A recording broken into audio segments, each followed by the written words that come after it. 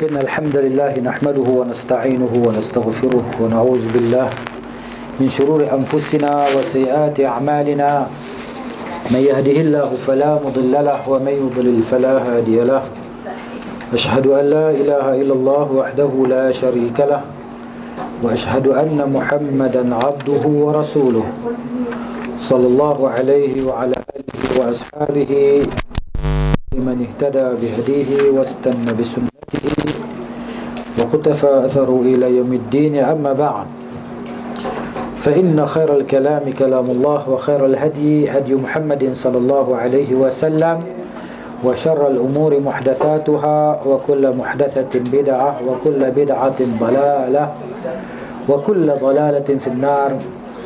يا أيها الذين آمنوا اتقوا الله حق تقاته ولا تموتن إلا وأنتم مسلمون.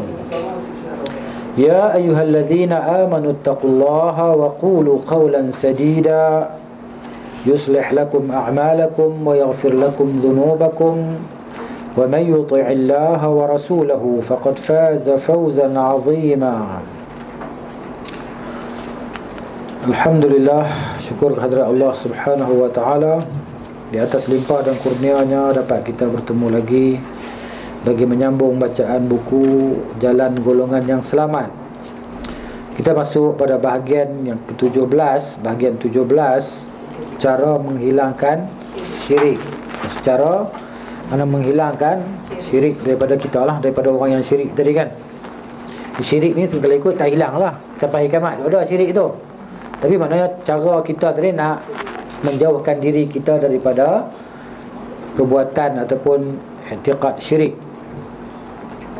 Menghilangkan syirik kepada Allah Subhanahu wa taala kecuali dengan menghilangkan 3 macam syirik, 3 jenis syirik. Kena jauhkan 3 jenis syirik ni, maknanya barulah syirik itu akan hilang daripada orang-orang yang melakukan perbuatan syirik. Yang pertama, syirik dalam perbuatan Tuhan, iaitu beriktikad bahawa di samping Allah terdapat pencipta atau pengatur yang lain. Maksud dia gitu. Sebagaimana yang diyakini oleh sebahagian orang-orang sufi bahawa Allah menyerahkan sebahagian urusan kepada beberapa wali kutubnya untuk mengaturnya, mengatur alam ni lah maksudnya. Ataupun kalau di bumi mengatur bumi ke apa ke. Keyakinan seperti ini belum pernah dianuti oleh kaum musyrikin sebelum Islam. Maksudnya Nabi SAW diutuskan sebagai Rasul, orang-orang musyrikin maknanya mereka tidak berpegang dengan pendapat yang macam ni pun. Tetapi ada di antara puak-puak sufi yang mereka itu dianggap daripada kelompok muslimin melakukan syirik kepada Allah Subhanahu wa taala dengan menganggap adanya wali kutub yang boleh mengatur urusan bersama Allah Subhanahu wa taala. Bahkan ketika Al-Quran menanyakan siapa yang mengatur segala urusan, apabila Allah Subhanahu wa taala turunkan wahyu kepada Nabi sallallahu alaihi wasallam, disuruh Nabi tadi tanya kepada orang-orang musyrikin. Allah kata, "Wa may yudabbirul amra fasayaquluna Allah." Ditanya kepada orang-orang musyrikin, siapa yang mengatur segala urusan? Nescaya mereka akan menjawab, Allah. Allah yang mengatur segala urusan. Ini jawapan orang-orang musyrikin. Mana mereka percaya kepada Allah Ta'ala tapi tidak mengesahkan Allah. Sebab itu mereka ni rububiyah tu ada, tapi uluhiyah tak ada. Rububiyah ni tahu bahawa alam ni ada pencipta, tetapi keyakinan mereka bahawa bersama pencipta tu ada yang lain yang kongsi dengan dia urusan dalam mentadbir, mencipta dan sebagainya. Penulis pernah membaca kitab Al-Kafi fi Raddi 'ala Al-Wahhabi. Ada orang tulis kitab ni, kan? Rad ni menolak lah, menolak orang yang dituduh sebagai Wahabi. Itu yang pengarangnya seorang sufi. Jadi orang sufi ni memanglah, kan, dia bertentangan lah dengan kita yang bermazhab, berakidah dengan akidah salaf, kan. Itu Di situ disebutkan sesungguhnya Allah memiliki beberapa hamba. Dalam kitab itu disebut Allah memiliki beberapa hamba yang bila mereka mengatakan kepada sesuatu jadilah, maka jadilah ia. I'tiqad dia macam tu. Ini i'tiqad yang syirik. Sungguh dengan tegas Al-Quran mendustakan apa yang ia nyatakan itu. Allah Ta'ala sebut dalam Quran macam lain, dia sebut macam lain. Allah Ta'ala kata innama, hanya sanya, ada tu hasrin, hanya Allah tu, amruhu, perintahnya, idza arada syai'an, apabila dia menghendak sesuatu, ayyaqula lahu, dia akan berkata kepadanya kun fayakun, jadilah kamu, maka jadilah dia. Ini dia. Jadi Allah Ta'ala saja. Jadi kok sufi ni anggap begitu. Dan dalam surah Al-A'raf ayat 54 Allah kata ala lahul khalqu wal amru, ketahuilah baginya, bagi Allah Ta'ala, al-khalqu, ciptaan, hak penciptaan itu adalah milik Allah Subhanahu wa Ta'ala, wal amru, dan segala urusan, mentadbir segala urusan. Itu dia. Ini syirik dalam perbuatan Tuhan. Kemudian yang kedua, syirik dalam ibadat dan berdoa, iaitu di samping ia beribadah dan berdoa kepada Allah, ia beribadah dan berdoa pula kepada para nabi dan orang-orang soleh. Pergi beriktikaf di kubur yang dianggap sebagai kubur nabi yang tertentu, ataupun kubur yang dianggap sebagai kubur wali yang tertentu, berdoa di situ, beriktikaf di situ. Ini dia syirik dalam ibadat dan berdoa tadi. Seperti istighatsah. Istighatsah ni minta pertolongan lah, minta pertolongan kepada mereka, minta pertolongan sesuatu yang makhluk tak mampu buat. Contohnya nak bagi zuriat, kan? Minta kepada kawan tu supaya dia bagi zuriat pada dia. Ini maknanya, kan? Istighatsah, minta pertolongan pada apa yang makhluk tidak mampu buat. Minta nyawa, kan? Minta tambah nyawa. Itu dia. Berdoa kepada mereka di saat kesempitan atau kelapangan. Ironinya justru hal ini banyak kita jumpai di kalangan umat Islam. Ramai orang Islam buat macam ni. Dia pergi ke kubur-kubur yang tertentu, kubur ulama-ulama sekian, kubur yang dianggap nabi-nabi, kubur nabi sekian, dia anggap sebagai kubur nabi sekian. Dia berdoa di situ dan solat di situ. Ni. Tentu yang menanggung dosa terbesarnya adalah syekh, yakni guru, yang mendukung perbuatan syirik ini dengan dalih ataupun alasan tawasul. Dia anggap dari tawasul, apa salahnya kita bertawasul? Dia kata macam tu. Ini tawasul yang tak dibenarkan. Tawasul yang syirik. Tawasul yang syirik. Mereka menamakan perbuatan tersebut dengan nama lain yang bukan nama sebenarnya. Kerana tawasul adalah memohon kepada Allah dengan melalui perantara. Dia minta kepada Allah tetapi dengan perantara. Contohnya, ya Allah, dengan amalan soleh kita, kan, kita bertawasul dengan amalan soleh yang pernah kita buat, yang kita ingat amalan tu yang terbaik lah kita buat. Ya Allah, dengan amalanku ini yang pernah aku buat gini, ya Allah, Engkau sembuhkanlah penyakitku yang aku alami selama ni. Ataupun kita ingat amalan soleh yang kita buat, yang paling baik, yang paling ikhlas kita buat, sedekah fisabilillah. Kita tengok, kan, orang susah, ataupun kita tengok haiwan yang kelaparan, kita bagi dia makan tadi, kan. Itu bertawasul dengan amalan soleh. Ataupun bertawasul dengan doa orang yang masih hidup, orang yang soleh yang masih hidup. Kita tengok, oh, dia tu nampak Masya Allah soleh, kan, sembahyang jemaah tak tinggal tiap-tiap waktu. Kira maknanya ingat masjid lah dia, ingat masjid, solat, kan, sembahyang sunat. Dengan sembahyang sunat lagi, kita tengok dia Masya Allah, orang yang kita nampak pada zahirnya orang yang soleh lah. Kita jumpa dia, tolonglah, kan, pakcik, doakan saya, kan, saya sekarang tak tahulah sebab apa saya ni rasa sedih sungguh, tak tahu pasal apa, rasa duka cita sungguh lah, tak tahu sebab apa. Ada orang macam tu, duduk saja dia rasa tak seronok. Pernah tak rasa macam tu, kan, rasa tak seronok. Pasal apa aku hari ni rasa tak seronok, kan. Sebab apa? Sebab bila kita rasa tak seronok, kita jauh dengan Allah Ta'ala. Bila kita dekat dengan Allah Ta'ala, jiwa kita akan tenteram, lapang dan tenang. Allah sebut dalam Quran, Allah kata, "Wa man a'rada 'an dzikri fa inna lahu ma'isyatan dhanka." Barang siapa yang berpaling daripada mengingatiku, maka baginya kehidupan yang sempit, tak seronok. Bukan tak ada makanan, di rumah ada makanan kan? Cukup, semua cukup. Nak kata elektrik tak ada elektrik, air tak putus pun.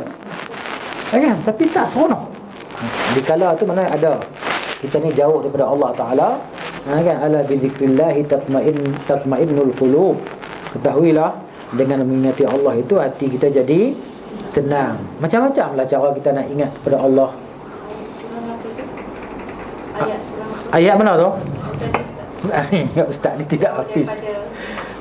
Surah Taha. Wa man arada an dzikri kan?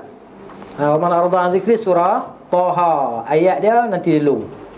Inilah miskinnya kan. Kita ni hamba Allah macam itulah. Ada yang Allah bagi ingatan dia kuat. Surah Taha ayat berapa ya? Allah Subhanahu.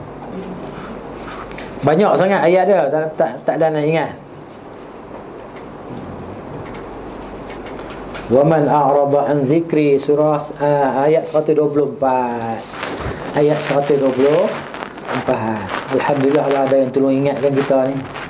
Orang zaman sekarang ni ingatan dia tak kuat, Allah Taala ganti dengan otak yang duduk kat luar. Kan? Otak dia panggil apa? External otak. Kan? Duduk kat luar otak dia. Zaman Imam Ahmad bin Hanbal, Imam Yahya bin Ma'in, Imam Syafi'i semua tu, Imam Malik bin Anas tu, kan, Allah Ta'ala bagi RAM depa dekat sini. Dia punya RAM dia dalam ni. Kita hari ni RAM kita duduk di luar. Cumanya tak payah cucuk wayar masuk ke telinga lah. Kan, ataupun cucuk wayar masuk ke hidung ke mana ke. Allah Ta'ala bagi tu elok dah, adil. Kan, di akhir zaman ni masa kita yang pendek, umur kita yang pendek. Jadi Allah bagi adil. Orang dulu dan orang sekarang ni Allah Ta'ala bagi sama. Cumanya tentulah orang dulu tu lebih maknanya ada sedikit gangguan. Kat mana ni? Allah. Tak dengar. Tak dengar. Okey. Jadi mana orang dulu tu tentulah dia lebih daripada kita dari sudut kita kata depa tu dekat dengan Nabi sallallahu alaihi wasallam. Kan? Kita panggil sanad ali lah. Kalau belajar ilmu mustalahul hadis dia panggil sanad yang mana rangkaian perawi dia tu makin sikit, makin dekat dengan Nabi sallallahu alaihi wasallam tu depa tu lebih afdal lah kan. Cumanya kita belakang ni yalah alhamdulillah lah Allah Taala bagi hidayah kita nak kenal dan nak belajar sunnah tadi, alhamdulillah. Biarlah orang nak kata apa pun, kan? Nak kata Wahabi ke apa ke, janji aku ikut Nabi. Kalau lah ikut Nabi ke, nak ikut sunnah Nabi dikata Wahabi, maka kita Wahabi, tak ada masalah apa. Kan? Itu dia. Baik, surah Taha ayat 124.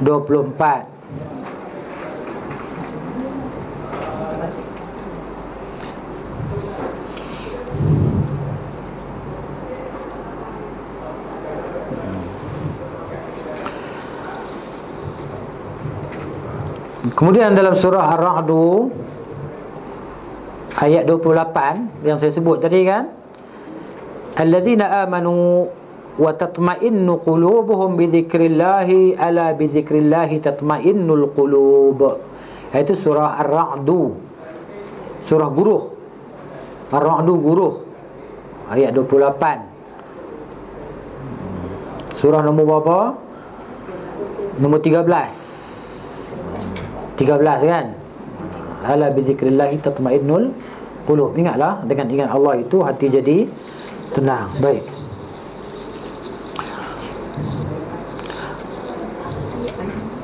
Ayat 28. Ayat 28. Ya. Adapun apa yang mereka lakukan adalah mohon kepada selain Allah, seperti ucapan mereka al-madad ya Rasulullah. Ini kata-kata syirik. Al-madad, madad dia minta tolong. Tolonglah kami, bantulah kami ya Rasulullah, wahai Rasulullah. Kita ni hanya menyeru Allah Ta'ala, jangan menyeru Rasulullah. Tapi ada orang kita ni kan, hai ya Allah, ya Rasulullah. Panggil apa ya Rasulullah tadi? Rasulullah bukan dengar kita panggil dia, kan? Kita panggil ya Allah ya Karim, Allahumma ya Allah, kan? Berilah kekuatan kepada aku, berilah tenaga pada aku hari ini, tak larat sungguhlah pasal apa lah ya Allah. Janganlah ya Allah ya Rasulullah pasal apa. Jangan macam tu. Tapi ada orang kita kan macam tu, pernah dengar tak? Kita beritahu dekat dia, dia dah biasa lidah dia macam tu. Ya Allah, ya Rasulullah budak ni, kata dia. Kan? Sebut ya Allah sudahlah, ya Rasulullah tu buat apa kan? Ni. Nak sebut Rasulullah ni kita selawatlah kepada dia kan. Allahumma salli ala Muhammad. Sallallahu tu dia. Ya Jailani, ya Badawi. Duk minta. Ya Badawi, bukan untuk apa, bukan mantan Perdana Menteri tu kan. Badawi ni nama orang yang dia anggap sebagai orang soleh, wali lah, apalah dia anggapan pokok sufi ni kan. Itu.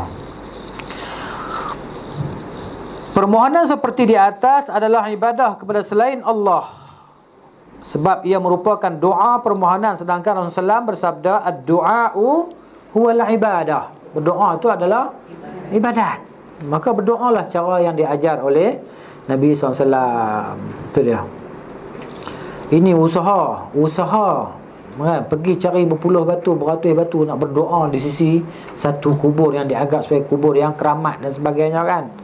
Ini dia. Di samping itu, pertolongan tidak boleh dimohonkan kecuali kepada Allah semata. Allah berfirman, wa yumdidkum bi amwalin wa banin. Ini surah Nuh. Kan ayat sebelum tu Allah Ta'ala ketika Nabi Nuh AS dia katakan, istaghfiru rabbakum innahu kana ghaffara. Ni ayat, doa ni bukan ayat. Ni ayat nak beritahu pada kita di antara cara nak murah rezeki, nak jadi kaya. Kaya harta benda kot kan, kaya anak pinak. Istaghfiru rabbakum, istighfar pada Allah Ta'ala, insya-Allah jadi kaya. Hutang banyak, istighfar lah. Tapi mula-mula siapa suruh cari pasal kan? Nak ada keperluan tu dah cukup dah, ada dah. Tapi nafsu tu, keinginan tu memuncak sangat kan. Berasa nak berhutang, tak berhutang ni berasa macam ketak tangan ni. Berasa nak berhutang juga, keperluan tu dah cukup kan? Cukup tak keperluan? Cukup kan? Maknanya lebih dah keperluan dah. Jadi berasa nak berhutang, cari pasal. Tak apalah, dah mula dah, istighfar lah. Istaghfiru rabbakum innahu kana ghaffara yursilis samaa alaikum midrara. Allah akan turunkan kepada kamu, ke atas kamu daripada langit, kan? Hujan akan turunkan kepada kamu, maksud rezeki daripada langit akan turun kepada kamu. Tidak, wa yumdidkum bi amwal. Dan Allah Ta'ala akan tambahkan kepada kamu dengan harta benda, kaya. Istighfar banyak-banyak, insya-Allah. Istighfar. Saya baca satu kisah, cerita, tak tahu bukan novel apa. Satu kisah dalam majalah Arab tu lah.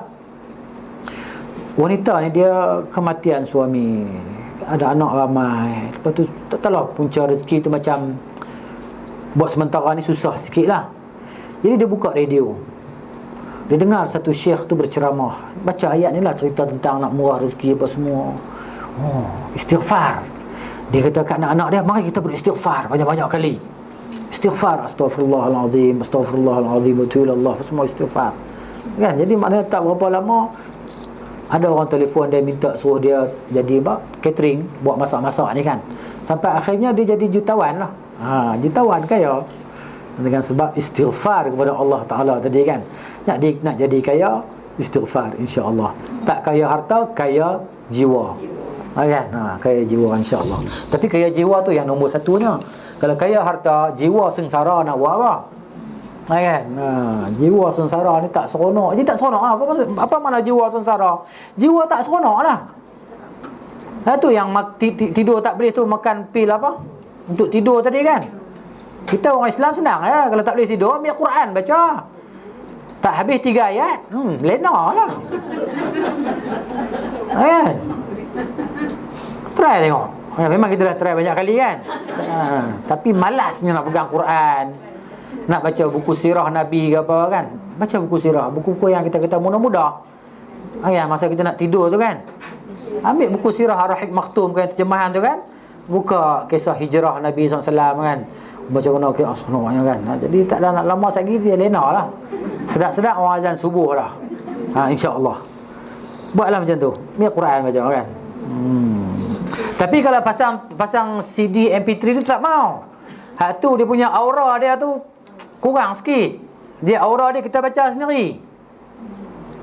Baca tu lidah pun jadi berat, mata ke berat, dia lena. Tak payah makan pil dah.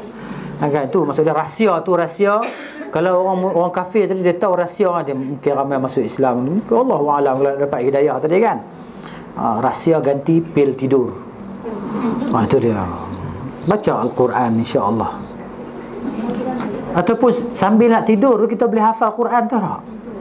Apa salahnya satu ayat kita hafal sebelum kita tidur? Baca 30 kali tak lena, 40 kali tak lena, 50 kali tak lena, 100 kali tak lena. Insya-Allah ayat tu kita ingat lama. Try makcik. Susah ustaz, takkan orang macam kami ni kan boleh hafal Quran ustaz, macam tak munasabah ya, macam mustahil. Boleh insya-Allah. Sebelum tidur kan, satu ayat daripada mana-mana surah. Jadi kita ni kalau kita ambil, yalah ni cerita macam luar tajuk sikit kan, tapi tak apa kot insya-Allah. Ini bagi resipi. Maknanya mana-mana surah, mana-mana ayat, kita buka ayat mana-mana surah, mana-mana ayat, bacalah sampai kita tidur tadi. Kalau tak tidur, baca sampai tidur. Kalau 100 kali kita baca, takkan tak ingat kot. Sekali dengan ayat kita boleh ingat, sekali dengan surah, sekali dengan nombor surah, sekali dengan nombor muka surat Al-Quran insya-Allah. Kalau 30 malam tak 30 ayat, kayalah insya-Allah. Tu baik. Ni keluar tajuk sikit kot, tak apalah. Resipi. Ya, ustaz buat macam tu kan, insya-Allah kita buatlah. Ada juga sikit-sikit kan, tu. Baik, wa yumdidkum bi amwal, nak cerita ayatnya, wa yumdidkum bi amwalin wa banin. Allah akan membanyakkan untuk kamu harta dan anak-anakmu. Ni juga resepi untuk orang yang nak cari zuriat, yang nak zuriat tadi kan. Istighfar banyak-banyak. Selain daripada makan ubat ni dan sebagainya, herba ni herba nombor 1. Istighfar. Astaghfirullahalazim. Bagi tahu. Insya-Allah kan. Tak boleh pun ustaz, insya-Allah Allah bagi di alam yang lagi satu, insya-Allah. Itu dah. Termasuk syirik dalam ibadah adalah syirik hakimiyah. Ni memang kita dah baca dah sebelum ni pun tentang syirik hakimiyah ni kan. Cuma diulang, iaitu jika sang hakim, penguasa atau rakyat meyakini bahawa hukum Allah tidak sesuai lagi untuk diterapkan atau dia membolehkan diperlakukannya hukum selain hukum Allah. Ini termasuk syirik dalam ibadah juga. Syirik hakimiyah termasuk dalam syirik ibadah. Baik, kemudian yang ketiga, syirik dalam sifat, iaitu dengan menyifati sebahagian makhluk, baik para nabi, wali atau lainnya dengan sifat-sifat yang khusus milik Allah, seperti mengetahui hal-hal yang gaib. Kita nak pergi rumah dia, kita sampai rumah dia, Assalamualaikum. Masuk, Waalaikumsalam warahmatullahi. Saya ni ada hajat sikit macam ni. Tak payah cerita, saya tahu dah. Lepas tu dia cerita pula. Betul lah kita nak cerita kat dia tu, betul lah. Apa yang dia teka tu betul lah. Maknanya syaitan kan, syaitan manusia berkawan dengan syaitan jin. Adik-beradik, saudara mara, ceritalah mana kan. Sebelum kita sampai ni, dia berinteraksi dululah dengan syaitan yang dekat kita ni. Ni yang dia tahu boleh cerita, dia boleh tahu cerita tu. Dia tu pakai kopiah, pakai serban. Tak kira lah siapa pun boleh pakai serban. Sing pun boleh pakai serban kan. Jadi macam tu. Jadi kita menghukum ikut zahir kan. Dia tu takkan tak betul kot. Tengok pakai kopiah elok lah. Dia orang berlakon ni macam-macam boleh buat. Tukang sihir tadi kan. Pernah tak orang dengar ada orang pergi jumpa bomo tu, dia kata, saya dah tahu dah apa hajat kan. Pernah dengar tak? Pernah kan? Kita dengar orang cerita lah. Kita tak pergilah. Kita mengaji, kita pergi apa? Kita pergi je, tak percaya dekat dia pun. 40 hari dah sembahyang, kita tak boleh terima. Pergi je, tak percaya pun. Tambah percaya lagi lah, jahanam akidah kita kan. Itu dia. Syirik semacam ini banyak terjadi di kalangan sufi. Kita tengok dalam YouTube ni orang sufi ni kan macam-macam. Allah, sujud di kaki tok guru dia lah. Tadi pagi sebelum saya pakai sini tu, saya duduk baca ni pasal puak sufi ni, tengok YouTube orang sufi dekat Sudan kat mana tu kan. Tok guru dia ni apa nama, Syekh Badui apa benda tu, dengan tongkat dia, ada pusing-pusing tongkat sat lagi. Anak murid dia mari sujud di kaki dia, melompat-lompat macam orang gila, kena rasuk syaitan dan sebagainya kan. Dekat Indonesia tu satu tu dia hantar, maknanya pakai dengan jubah hijau, dengan serban hijau dia, kan. Satu dia punya kiai dia kot. Dia pakai biasalah baju macam baju apa? Punya baju apa? Baju Melayu sekerat tu kan. Lepas tu dengan kopiah dia. Lepas tu dia baca tak tahulah buku apa dia baca. Sat lagi sampai satu yang lain takbir. Allahu akbar, Allahu akbar. Yang terakhir ada pemain gitar yang gitar elektrik tu. Dia cucuk cucuk kat elektrik tu gitar tu. Wah, gitar elektrik tu kan bunyi dia macam mana kan? Dia petiknya gitar tu tadi. Yang lain berlompat-lompat tau, menyanyi-nyanyi, menari-nari. Sufi ni cara dia beribadat kepada Allah Ta'ala. Allah Ta'ala Nabi tak ajar pun benda-benda yang macam tu kan. Allah jelas-jelas benda tu sesat dan menyesatkan. Tapi ada orang yang kata kita kena sangka baik dekat mereka. Mana tahu mereka tu betul. Yang kerana engkau jahil, engkau kata macam tu kan. Ini dia. Seperti ucapan Al-Busairi ketika memuji Nabi SAW. Al-Busairi ni siapa? Dia ni orang Mesir ni, lahir pada 608 Hijriah. Masa kurun yang ke 7. 608, dia mati pada 696 Hijriah. Al-Busairi. Ini dia. Dia bersibuk dengan tasawuf ni. Ketika dia memuji Nabi SAW, nama dia Muhammad bin Sa'id Al-Busairi. Sesungguhnya di antara kedermawananmu adalah dunia dan kekayaan yang ada di dalamnya. Maksud dia Nabi ni bagi segalanya lah, maksud dia. Nak puji Nabi tapi dalam keadaan melampau-lampau kan, berlebih-lebihan. Dan di antara ilmumu, ilmu siapa? Dia kata ilmu Nabi lah, dia kata adalah ilmu Lauhul Mahfuz dan qalam. Ilmu Lauhul Mahfuz, maksud Nabi ni tahu semua kan, benda yang akan datang, benda yang dulu dan sebagainya. Dan Al-Qalam, qalam ni makhluk yang mananya Allah Ta'ala ciptakan dia tadi kan.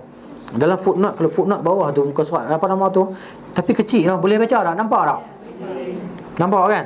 Saya pun nampak sikit-sikit lah. Kena beli kantar kan? Kena beli kantar tu tengok, kena boleh nampak juga. Cuba kita baca. Lauhul Mahfuz adalah tempat Allah menuliskan takdir setiap makhluk.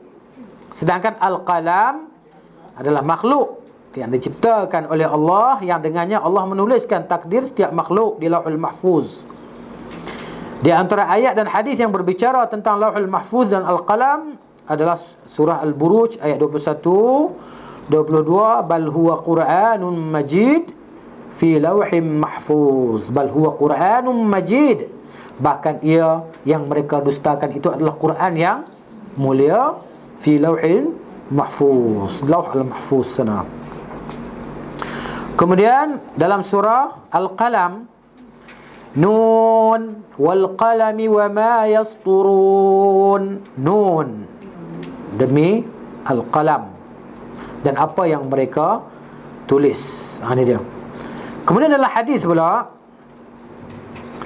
dari Ubadah bin Samit, dia berkata, aku mendengar Rasulullah SAW bersabda, sesungguhnya yang pertama kali diciptakan oleh Allah adalah Al-Qalam. Al-awwalu ma khalaqallahu Al-Qalam. Jadi mula-mula sekali Allah ciptakan Al-Qalam. Kemudian Allah berfirman padanya, tulis. Allah Ta'ala kata kepada Al-Qalam tu, tulis. Dia kata nak tulis apa? Dia, wahai Tuhanku, aku nak tulis apa? Kata qalam tu. Allah Ta'ala tulis, ma kana wa ma huwa kainun ila yaumil qiyamati. Tulis apa yang telah berlaku dan apa yang akan berlaku hingga ke hari kiamat. Ini dia tentang Al-Qalam. Baik, kita tengok balik atas tu. Dari sinilah kemudian terjadi kesesatan para Dajjal. Dajjal ni maksud dia yang menyelimuti kebaikan dengan kejahatan. Ditutup, dia bawa kejahatan mari. Yang mengklaim dirinya bisa melihat Rasulullah SAW dalam keadaan jaga. Ada orang mendakwa dia boleh jumpa Nabi dalam keadaan yaqazah. Dia boleh jumpa Nabi dengan wirid-wirid yang tertentu. Dia boleh jumpa Nabi dalam keadaan yaqazah ni, maksud dia jaga, bersembang. Saja. Lalu menurut pengakuan para Dajjal itu, mereka menanyakan kepada beliau tentang rahsia jiwa orang-orang yang bergaul dengan mereka.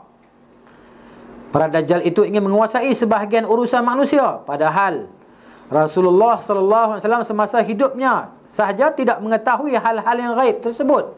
Nabi tak tahu pun benda gaib, tapi depa kata depa boleh tahu benda yang gaib sebagaimana ditegaskan oleh Al-Quran tentang Nabi sallallahu alaihi wasallam. Walau kuntu a'lamul ghaiba, kalaulah aku tahu benda yang gaib ni, lastakthartu minal khair, nescaya aku akan memperbanyakkan daripada kebaikan. Wa ma massani su', dan aku tidak akan ditimpa keburukan macam perang Uhud tu kan. Waktu tu patah gigi Nabi, luka pipi Nabi sallallahu. Kalau Nabi tahu benda yang akan datang, Nabi tak akan tunggu di situ lah maknanya kan. Dia akan cari jalan lah macam mana supaya dia tak luka, tak patah gigi dia. Tapi Nabi tak tahu benda yang akan berlaku. Itu dia.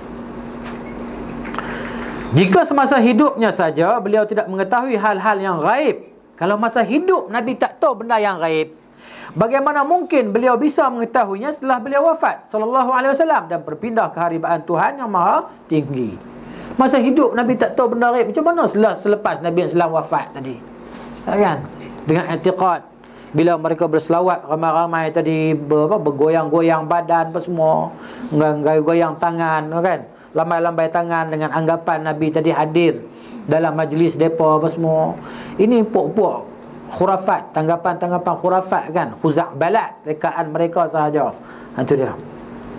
Baik. Ketika Rasulullah SAW mendengar salah seorang budak wanita mengatakan, dan di kalangan kita terdapat Nabi yang mengetahui apa yang terjadi besok hari, maka Rasulullah berkata kepadanya, da'i hadha wa quli billadhi kunti taqulin. Hadis riwayat Al-Bukhari. Hadis ini cerita panjang dia daripada Ar-Rabi' binti Muawwadh bin Afra radhiyallahu anhum. Dia kata ketika hari perkahwinan dia, Ar-Rabi' binti Muawwadh ni, ketika hari perkahwinan dia pada waktu pagi, datang Nabi sallallahu alaihi wasallam, lalu Nabi masuk rumah dia, kan? Maka Nabi duduk di atas hamparan. Maka budak-budak Juwairiyat ni kanak-kanak hamba lah, budak-budak kecil. Kan? Apa nama kita panggil anak-anak, budak-budak perempuan. Juwairiyat ni budak-budak perempuan, budak-budak kecil kan, yang kita kata tak sampai baligh lagi lah. Depa ni dah berseronok lah. Depa ada tepuk kompang, yadribna biduffi. Budak-budak tadi tepuk kompang. Wa yandibna man qutila min abai yauma badrin. Depa ni bila tepuk kompang, depa bernasyid lah dengan menyebut nama-nama datuk-datuk depa yang mati pada hari Badar dulu kan. Cerita tentang kehebatan depa berperang, kegagahan depa, keperkasaan depa, cerita. Dia maksudnya dia syair, qasidah yang menaikkan semangat tadi kan. Cerita tentang ahli Badar yang mati, yang syahid tu, budak-budak ni, Juwairiyat. Jadi bila dia tepuk kompang sambil depa menyanyi, di situ depa selitkan perkataan, kata seorang budak tu, wa fina nabiyyun ya'lamu ma fi ghadin. Kan dalam nasyid dia tu, di kalangan kami ada seorang nabi yang mengetahui apa yang akan berlaku esok. Maka Nabi kata, da'i hadha wa quli. Tinggal tu Nabi kata, jangan duk sebut perkataan tu, wa fina nabiyyun ya'lamu ma fi ghadi. Jangan kata hak tu. Di kalangan kami ada seorang Nabi yang tahu apa akan berlaku esok. Jangan kata hak tu Nabi kata. Tapi katalah hak tadi tak apa. Yang nasyid kamu cerita pasal kehebatan datuk-datuk kamu berperang di medan Badar dulu, sampai depa tadi syahid mati kan. Sebut seorang-seorang, depa sebut seorang-seorang nama ahli Badar tu dalam nasyid tu. Ini hadis riwayat Al-Bukhari rahimahullahu ta'ala. Hadis ini juga diambil dalil oleh orang yang nak membolehkan nyanyi-nyanyi inilah, kan? Jadi mana Syekh Al-Albani rahimahullahu ta'ala ada kitab yang dikarang, kitab Tahrim Alat Tarb, pengharaman alat-alat muzik, kan? Jadi macam penggunaan kompang apa semua dihuraikan di situ. Jadi untuk siapa? Adakah dia terbuka untuk semua orang ke penggunaan kompang tadi? Kan? Adakah khusus untuk macam kanak-kanak tadi kan? Jelas tentu. Wallahu ta'ala alam. Buku tu diterjemah dalam bahasa kita ataupun tidak, saya tak tahu. Tapi dalam bahasa Arab adalah buku tu. Kita panggil tahrim alat at-tarb. Jadi maknanya tak payah dengar lah. Kan? Seronok ustaz. Kan dia maksud dia yurawidun nafs, maksud dia macam melegakan jiwa kita, dia katakan. Quran ada kan. Sekali-sekali kita nak dengar lah, dengar juga lain pada Quran, dia kata nak dengar nasyid ke apa. Dengar Quran. Kan? Tu dia. Jauhilah alat-alat muzik tadi, walaupun sebahagian orang dia mengatakan tak ada masalah apa, kan? Alat-alat muzik ni mana lagi tidak melalaikan kita, semua tak ada masalah apa, kan? Dia kata macam tu. Macam lah alasan dia, dia macam tu.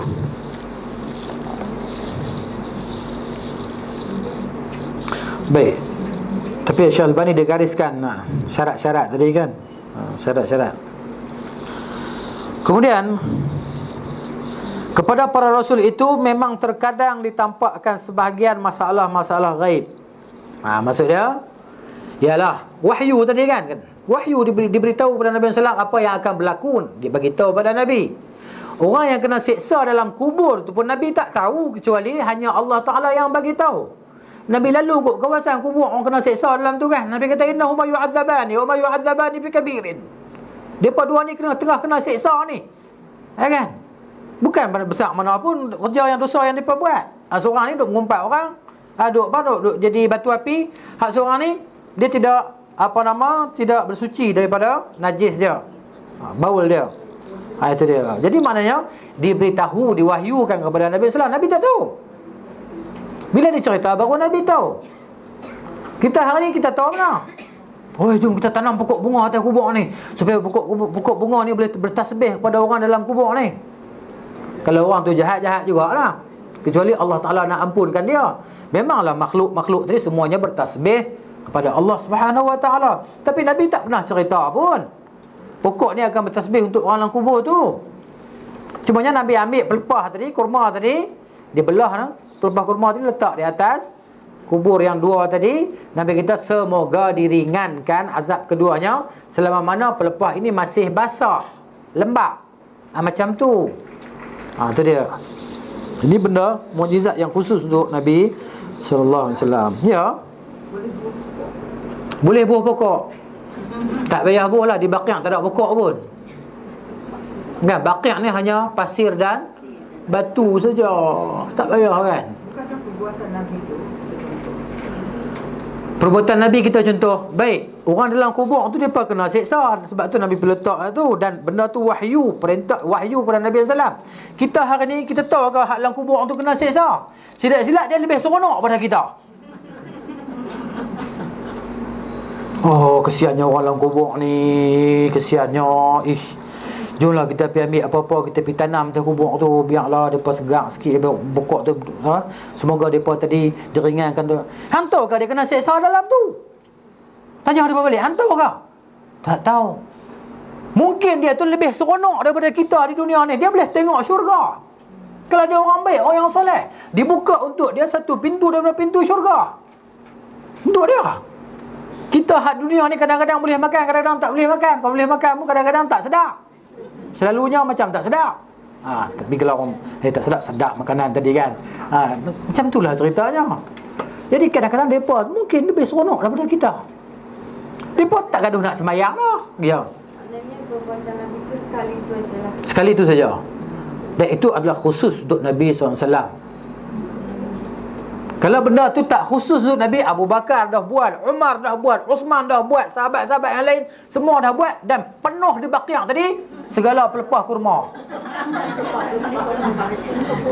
Kurma mabrum ada pelepah dia, kurma ajwa ada pelepah dia, kurma ambar ada pelepah dia. Di atas Baqi' tadi. Pasal apa kita nak tengok Baqi' tu cerah sampai hari ni? Kan? Jadi macam tu lah. Kadang-kadang orang ni dia nak gunakan dalil hujah tadi macam tu. Dia tengok tak apalah ni boleh jadi dalil. Kan. Lah ni bukan tegak bunga, pokok kristal apa semua dengan bunga kaca warna-warni tu kan. Pergi kat Bukit Kera tu. Kan macam taman bunga pula kan. Taman dia taman syurga. Taman syurga apa? Hak mati tu hak tak sembahyang pun ada apa? Kita bukan tahu. Hak mati bunuh diri pun ada. Kita bukan tahu. Kan? Tu cerita dia. Cumanya kita yang masih hidup, kita mengharapkan keampunan, berdoa supaya diampunkan, kan, kita dan juga orang dalam kubur tu lah. So kalau ustaz ada package, mana dia bagi dia buat bumi, dia bagi package. Dia buat package tu kan. Kalau kita tak ambil package tu, marah dia kan. Package 3,000 ada. Kan, sekali baca 30 juzuk Quran. Bukan dia baca pun, dia pergi pasang Masyari Rashid Al-Fasir atas kubur tu kan. Pasang MP3 tu kan. 2 malam khatam. Package 3,000. Orang kaya sikit dia tengok, ni package mahal, bagus, dia promote lah dia punya package dia. Nak menega, semua dia nak menega. Dengan orang mati pun dia nak menega. Kan? Allah. Bulan puasa pula sedekah borang tahlil. Siapa nak sedekah pada keluarga-keluarga yang sudah mati, sila isi borang masuk dalam tabung khas ni. Macam-macam cara orang nak cari duit, no. Buh borang saja tak berduit, dia tak layan apa. Buh borang saja duit tak buh. Kan. Allah, benda tu bukan susah pun kan. Jangan kita jadikan dia sebagai benda yang susah kan, senang. Doa pada Allah Ta'ala tadi kan. Itu. Baik. Itu dia. Sebagaimana ditegaskan dalam firman Allah, alimul ghaibi fala yuzhiru ala ghaibihi ahadan. Yang maha mengetahui dengan segala yang ghaib, dia tidak menzahirkan di atas yang ghaib tadi kepada seorang pun, illa man irtada min rasulin, kecuali siapa yang dia redha daripada rasul. Dia akan cerita benda yang ghaib, apa yang akan berlaku. Macam kisah yang kita baca dalam surah Al-Kahfi, kisah Nabi Musa AS dengan Khidir kan. Tadi Nabi Musa minta nak belajar dengan Khidir, Nabi Khidir AS. Nabi Khidir kata, innaka lan tastati'a ma'iya sabra wa kaifa tasbiru ala ma lam tuhid bihi ilma. Engkau tak mampu nak bersabar kalau hang ikut aku, hang tak boleh nak mengaji. Hang ikut aku, hang tak boleh nak ngaji. Nabi Musa tak apa kan, tak apa, insya-Allah satajiduni insya-Allahu minas sabirin kan. Macam mana ayat Quran tu? Engkau akan dapati aku ni termasuk di kalangan orang-orang yang sabar. Wala a'si laka amra, aku tak akan derhaka kepada engkau, aku tak akan bantah. Kisah Nabi Musa kan. Nak tahu kalau nak ikut belajar tu. Jadi cerita tu maknanya tengok pasal apa hang karamkan sampan ni orang punya kan. 1 dah, 2, 3 kali kan. Hadza firaqu baini wa bainaka sa'unabbi'uka bi ta'wili ma lam tasti' alaihi sabra. Aku nak cerita dekat hang pasal apa aku buat macam ni gini kan. Jadi maknanya ada sebahagian ilmu yang Allah wahyukan kepada kau ni yang tidak diwahyukan kepada orang lain. Itu dia. Baik. Masuk kita orang yang mengesakan Allah. Barang siapa menafikan ketiga macam syirik tersebut dari Allah, kemudian dia mengesakan Allah dalam zatnya dan dalam menyembah serta berdoa kepadanya, juga dalam sifat-sifatnya, maka dia adalah seorang muwahhid. Muwahhid, yang mengesakan. Wahhada yuwahhidu, tauhid. Muwahhid isim fa'il, yang bakal memiliki berbagai keutamaan yang khusus dijanjikan bagi orang-orang muwahhidin, orang-orang yang mengesakan Allah Ta'ala tadi.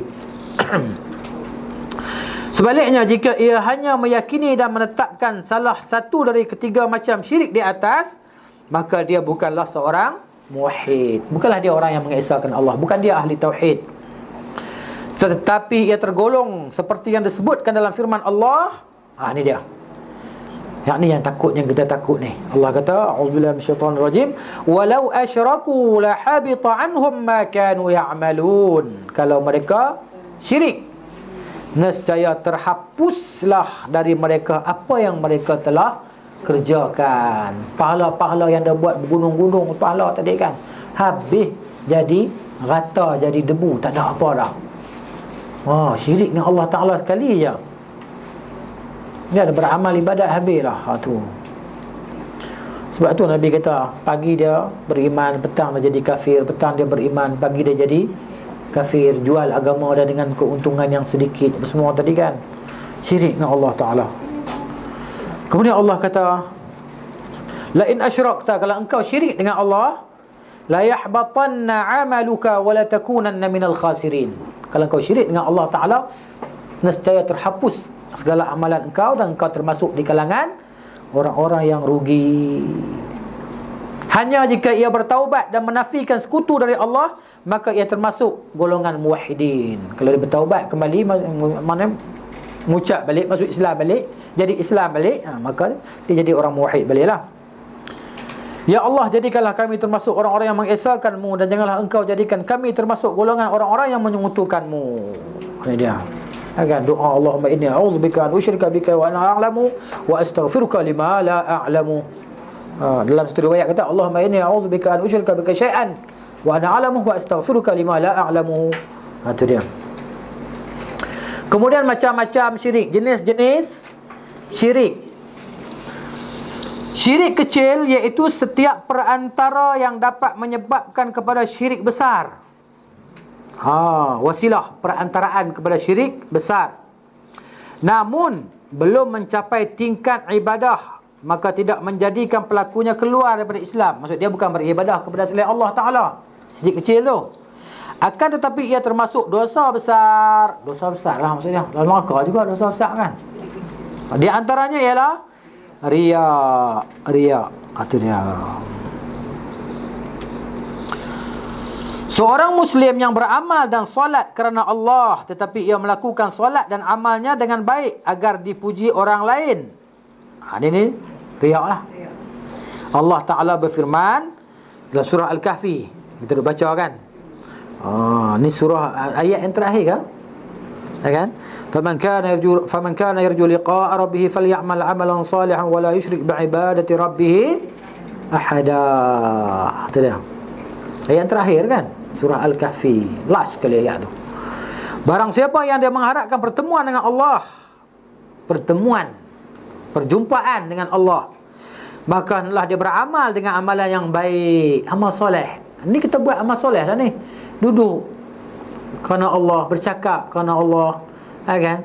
Minta dijauhkan daripada sifat riya, apa semua, sum'ah, kan? Ni amalan soleh lah ni. Amalan soleh. Janganlah dia menyekutukan bi'ibadati rabbi, dalam beribadat kepada Tuhannya seorang pun. Jangan menyekutukan Allah Ta'ala tadi. Dan Rasulullah SAW bersabda, inna akhwafa ma akhafu alaikum asyirkul asgharu ar-riya'u. Sesungguhnya apa yang paling aku takut ke atas kamu adalah syirik kecil, yakni ar-riya'. Yaqulullahu yawmal qiyamati, Allah akan berkata pada hari kiamat, idza jazan nasa bi'amalihim, bila Allah bagi upah, ganjaran, pahala kepada manusia dengan amalan yang mereka lakukan di dunia. Jadi Allah akan kata kepada orang yang riak tadi, idhabu ila alladhina kuntum tura'una fid dunya.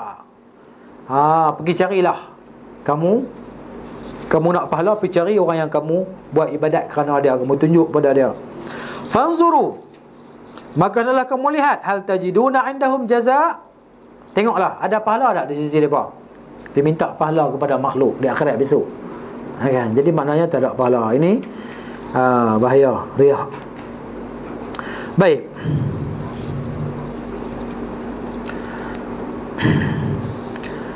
Dalam kitab Tuhfatul Ahwadhi, kitab syarah kepada Sunan At-Tirmizi, kitab Sunan At-Tirmizi, dia ada syarah dia, Tuhfatul Ahwadhi, disebut ada asar-asar yang menyebut dengan kelebihan menjaharkan dengan bacaan Al-Quran.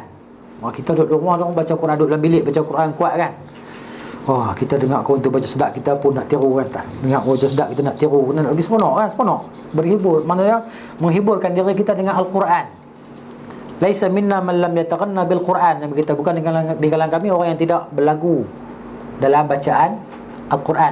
Maknanya tidak mengindahkan suara dia, tidak memerdukan suara dia dalam bacaan Al-Quran. Jadi maknanya ada asar-asar ni macam khabar-khabar lah kan, daripada sahabat sebut tentang kelebihan menguatkan bacaan Al-Quran. Dan juga ada asar-asar yang menyebutkan dengan kelebihan memperlahankan bacaan dengan Al-Quran tadi. Jadi macam mana kita nak kumpulkan di antara dua asar tadi? Kita kata macam inilah, bahawa memperlahankan bacaan Al-Quran itu afdal bagi mereka yang takut riak. Dia suara dia sedap, dia pun tahu tak suara dia sedap. Kita ni boleh tahu tak suara kita sedap? Tak boleh tahu? Boleh tahu. Kan? Suara kita tak sedap. Suara aku tak sedap. Kan? Jadi kita boleh tahu, tapi insya-Allah suara kita semuanya merdu. Kan? Suara kita merdu lah. Cuba baca Al-Quran kan. Tapi nak jadi macam apa, rogayah sulung apa semua tu, tak boleh lah. Dia pun tak larat dah lah ni. Dia tarik sekerat sampai ayat, tengah ayat berhentilah dia. Muhab lah, penat. Kan? Dah berumur lah kan. Tak larat.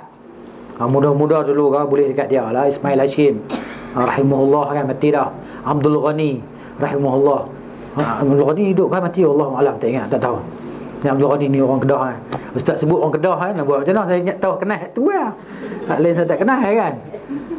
Tu dia. Tapi Allah ni pun dah lah kan. Suara sedap-sedap. Allah Ta'ala bagi kelebihan. Jadi dia takut dia jadi riak. Dia baca pelan-pelan suara dia kan. Tapi kalau dia mana dia tahu dia ni tak riak, afdal dia kuatkan bacaan tadi lah, memperdengarkan bacaan Al-Quran pada diri dia dan kepada orang lain. Cumanya orang lain tu dia tak faham Quran, orang Arab, dia bahasa dia dengan suara yang merdu apa semua, gaya bahasa, susunan bahasa yang sangat indah, tak ada tandingannya. Dia pun terpikat dengan Al-Quran, masuk Islam dengan mendengar baca Al-Quran saja. Itu dia. Sebab bahasa dia faham kan. Dalam tu cerita tauhid kan, cerita perintah, larangan. Itu dia. Kata Fudail bin Iyad rahimahullahu ta'ala dalam kitab Syu'abul Iman, dia kata apa? Meninggalkan amalan kerana manusia riak. Kata Fudail bin Iyad. Ini orang yang sezaman dengan Abdullah bin Al-Mubarak. Cuma dia ni terkenal dengan Abidul Haramain. Fudail bin Iyad terkenal dengan gelaran Abidul Haramain. Orang yang beribadat di dua tanah haram. Kerja dia kan, pergi ke Mekah ibadat, pergi ke Madinah ibadat, Mekah ibadat, Madinah ibadat kerja dia. Sampai orang jolok dia dengan gelaran Abidul Haramain. Abdullah bin Al-Mubarak rahimahullahu ta'ala tulis surat kepada dia, ya Abidul Haramain law absartana la'alimta annaka fil ibadati tal'abu. Sampai habis surat dia tulis tadi kan. Dia maknanya dia suruh Fudail ni pergilah berjihad sama. Kami ni duduk pergi jihad, hang tak pergi jihad, tak pergi perang. Hang kira beribadat je, masjid sana masjid sini. Kan? Jom ke medan jihad, kata Abdullah bin Al-Mubarak rahimahullahu ta'ala. Ini dia. Baik. Tinggal amalan kerana manusia riak. Tinggal amalan kerana manusia riak. Contohnya, weh, tak pergi sembahyang jemaah masjid lah. Aku ni aku takut riak sembahyang zuhur di rumah ya. Takut riak. Tak pergi. Rumah kita, tak pergi ke masjid, orang duk qamat dah azan tu. Tengok tak nak pergi masjid pun. Balik kampung saya pergi masjid tu pasal ada pak mentua ada hidup lagi. Kan? Main di rumah ya. Aku apa aku tak pergi masjid. Kalau aku pergi aku takut riak. Itulah dia riak. Kan? Ni sembahyang fardu. Kalau sembahyang sunat tadi tak apalah. Sembahyang sunat tadi kita balik rumah, sembahyang di rumah lebih afdal. Tapi kita dah kadang-kadang kena tipu banyak kali, bukan sekali lah. Balik sembahyang di rumah, balik sembahyang rumah, asak baru teringat, oh tak sembahyang pak dia. Kan? Orang dah azan asak lah. Kalau sekali dua kali tak apalah. Kalau 10 kali itu sajalah. Kan? Ini cerita orang lelaki-lelaki lah. Kalau orang perempuan tu tak lah. Ini cerita orang lelaki-lelaki sembahyang sunat di rumah afdal. Kan? Sekali azan asak baru teringat tak buat pak dia. Itu dia. Kadang-kadang teringat buat tak buat. Memang tak buat lah. Itu. Wal amalu min ajlin nasi syirkun. Beramal kerana manusia syirik.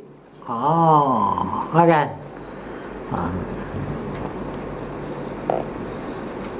Ni biasa-biasa orang baru dapat menantu ni. Menantu ni rajin pergi masjid mula-mula lah. Mula-mula kan pergi masjid rajin bagus ni. Semua dah lama dah kan. Kehlak pendek lah kan. Bayang apa? Tu dia. Wal ikhlasu ay yu'afiyakallahu minhuma. Ikhlas ni makna dia Allah selamatkan engkau daripada dua benda tu, syirik dan riya. Selamat daripada dua itulah dia ikhlas. Ikhlas ni kerja hati, bukan kerja lidah. Lidah ni boleh kata saya ikhlas ni, tapi hati belum tentu. Tu dia. Kemudian kata Ibnu Jauzi rahimahullah ta'ala dalam kitab Talbis Iblis. Di sini ada orang baca tak kitab Talbis Iblis? Ustaz Kariman baca kitab Talbis Iblis kan. Ibnu Jauzi dia kata apa? Dia kata apabila datang kepada engkau syaitan dan engkau sedang solat. Kita tengah solat kan, solat sunat kot ni. Syaitan datang, dia kata apa? Hang ni sembahyang riak. Syaitan kata innaka turai. Hang ni sembahyang riak nak tunjuk orang lah. Syaitan kata dekat dia. Maka apa cara kita nak buat, kata Ibnu Jauzi, fazidha tulan. Sembahyang bagi panjang lagi, sembahyang bagi lama lagi. Ajak syaitan tadi. Kan? Iblis tadi kata hang ni sembahyang riak. Maka kita panjangkan sembahyang kita. 5 minit kita buat 20 minit. Biar sampai ketang kepala lutut. Tu dia. Itu kata Ibnu Jauzi. Kitab Talbis Iblis. Tak sampai lagi kot cerita pasal ni no. Nanti sampailah. Nak sampai cepat baca sendiri lah, cepat sampai. Baik. Bersumpah dengan nama selain Allah Ta'ala. Rasulullah sallallahu alaihi wasallam bersabda, man halafa bi ghairillahi faqad asyraka. Barang siapa yang bersumpah dengan selain Allah, maka dia telah syirik. Syirik di sini maksudnya syirik kecil. Kan? Syirik kecil. Allah Ta'ala ni dia ikut sukalah dia nak bersumpah dengan siapa pun. Dalam Quran kan Allah Ta'ala sumpah dengan apa? Matahari, masa, malam. Lagi? Buah tin, buah zaitun ataupun pokok zaitun, pokok tin, pokok zaitun. Lagi? Masa bulan bulan tadi kan. Tu dia. Masa, waktu duha, waktu asar kan, tak kira lah. Tu bersumpah tadi Allah Ta'ala ikut suka dah nak sumpah dengan siapa pun. Tapi kita ni hamba tidak boleh bersumpah dengan siapa-siapa kecuali dengan nama Allah Ta'ala saja. Dengan mak kita pun tak boleh.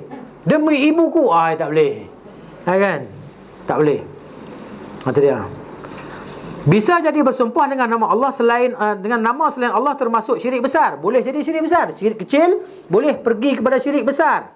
Iaitu jika orang yang bersumpah meyakini bahawa sang wali memiliki kemampuan untuk menimpakan bahaya atas dirinya jika ia bersumpah dusta dengan namanya. Kan? Orang ni dia tak berani. Dia sanggup berbohong dengan nama Allah Ta'ala. Dia sanggup bersumpah bohong dengan nama Allah, tapi dia tak sanggup bersumpah dengan nama orang yang dia anggap wali keramat tadi kan. Kenapa sekali wali tu tak habis aku, habis lah kan. Allah Ta'ala tu dia tak heran pun. Sekali tu wali tahu dia, kita pergi rumah dia pun dia dah tahu dah hajat kita. Sekali kita cakap main-main lagi mesti dia tahu. Dia hantar harimau ke beruang dia apa, gorila ke apa ke, mari nanya. Kan? Tu dia, anak panah malam ke apalah dia kata kan. Macam-macam. Jadi bersumpah dengan Allah Ta'ala, bohong dia tak heran. Tu dia. Ada orang macam tu. Kemudian syirik khafi, syirik yang tersembunyi. Ini dia. Syirik khafi ni boleh jadi syirik besar, boleh jadi syirik kecil. Syirik khafi yang syirik besar ni syirik orang-orang munafikin. Dia berpura-pura Islam tapi dia syirik dengan Allah Ta'ala. Kenapa? Kerana dia takut pada orang Islam. Takut tak dapat brim ke apa-apa, bukan tu kot. Kan? Zaman dulu tak ada brim. Tak ada kan? Ni insya-Allah ni nak mari dah. Kan? Tamannau. Tamannau ni sudah berangan-angan lah. Nak buat apa ni? Nak buat macam Nabi dengan sahabat-sahabat kan? Kisah tu. Tamannau Nabi kita pada sahabat-sahabat. Berangan lah. Nak buat apa? 300 nak buat apa Ustaz? Ikut sekolah. Dapat juga daripada tak dapat. Tak dapat tu rugi. Baik. Ibnu Abbas radhiyallahu anhuma menafsirkan syirik khafi dengan ucapan seseorang kepada temannya atas kehendak Allah dan kehendak kamu. Kan? Dengan sebab Allah Ta'ala dan sebab kamulah aku sekarang ni jadi jutawan. Umpamanya macam tu lah. Kan? Dan tu tak boleh tu. Kalau kemudian tu, tu tak apalah. Kemudian dengan kamu tu, kan, aku jadi orang jutawan, datuk lah ni, aku dapat pangkat dengan sebab Allah Ta'ala. Kemudian sebab kamu tu lah, kan, sebab kamu tu tolong recommend aku, kan. Itu dia. Baik. Dan tak boleh. Termasuk syirik khafi adalah ucapan seseorang seandainya bukan kerana Allah. Kemudian seandainya bukan kerana si fulan. Tu dia. Kemudian bukan kerana si fulan. Kemudian si fulan. Syirik khafi juga dia kata di sini. Ya kan? Kemudian tadi kita ni confuse lah. Tapi kalau kita duduk belajar dulu kata kemudian tu tak ada masalah apa. Kemudian kan. Tapi apa maksud dia di sini? Termasuk syirik khafi adalah ucapan seseorang seandainya bukan kerana Allah, kemudian seandainya bukan kerana si fulan. Hal ini tak apa. Berdasarkan sabda Rasulullah SAW, la taqulu. Ni betul lah kita cakap tu, betul lah. Pasal apa dia pergi confuse kita hak atas tu. Tu dia. Saya baca dah tapi lupa. Dengan kamu kata dengan kehendak Allah dan kehendak si fulan. Jangan kata macam tu. Walakin akan tetapi qulu, katalah masya Allah thumma syaa fulan. Thumma tu tak apa lah. Pasal apa ayat di atas dia kata macam tu, boleh faham tak maksud ayat di atas tu? Kan? Dia silap pun. Dia silap tu. Boleh mengatakan. Mana termasuk syirik khafi?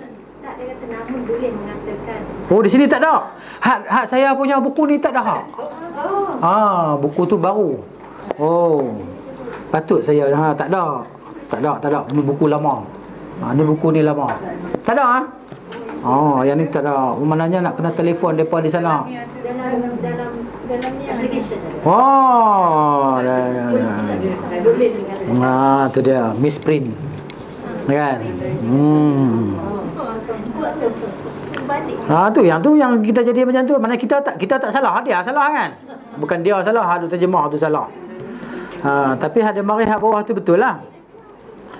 Baik. Kemudian kata si fulan.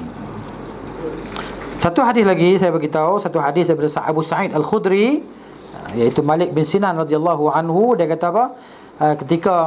Ketika depa ni duduk sembang-sembang, saya ingat sebut hadis tu kot minggu lepas kan. Cerita pasal Dajjal. Kemudian Nabi keluar. Nabi kata yang paling aku takut ke atas kamu adalah syirik khafi, kan. Inilah dia syirik khafi. Kemudian fenomena syirik. Kita berhenti di sini. Ya. 110 bukan 100 kan. Di sini tulis 100. Ayat yang terakhir yang saya ingat, ayat yang terakhir, nombor ayat saya tak hafal. Kan? Ingat ayat saja, nombor ayat tak hafal. InsyaAllah kita hafal nombor ayat. Kita buat macam tu lah insyaAllah kan. Maknanya seminggu lagi saya tasmik tengoklah siapa hafal 7 ayat. Mana-mana surah pun tak apa lah. Kan? Tak datang lah dah. Tak apa, tak tasmik saja gurau ya, dia kata datang. Boleh buat insya-Allah, cuba tengok. Kan saya saja kita duduk kan ambil kertas tu, kalau kita baca pakai tak boleh nak ni kan. Ambil satu kertas, ambil satu pen kau, kan? Baca satu ayat tu. Rabbana wa adkhilhum jannati 'adnin allati wa'adtahum man salaha min abaihim wa azwajihim. Baca sampai ayat kan. Tulis satu. Baca lagi, baca tengok. Buat sebelum tidur kan. 30 ayat. Tak boleh 30, buat 20 tengok. Tak boleh 20, buat sekali. Sekali tak ingatlah insya-Allah. Tapi itulah. Dalam gelap ke? Tapi tak apa, dalam gelap pun boleh pakai tu benda tu, apa noh? Tu. Itulah. Baca tu. Kan? Boleh buat macam tu, boleh buat macam tu. Jangan kena orang sebelah dah. Kan? Wallahu a'lam. Itulah dia insya-Allah. Apa yang baik itu daripada Allah Subhanahu wa taala, salah silap daripada kesilapan saya. أقول قولي هذا أستغفر الله العظيم لي ولكم ولسائر المسلمين والمسلمات فاستغفروه إنه هو الغفور الرحيم. سبحانك اللهم وبحمدك أشهد أن لا إله إلا أنت أستغفرك وأتوب إليك والله تعالى أعلم. السلام عليكم ورحمة الله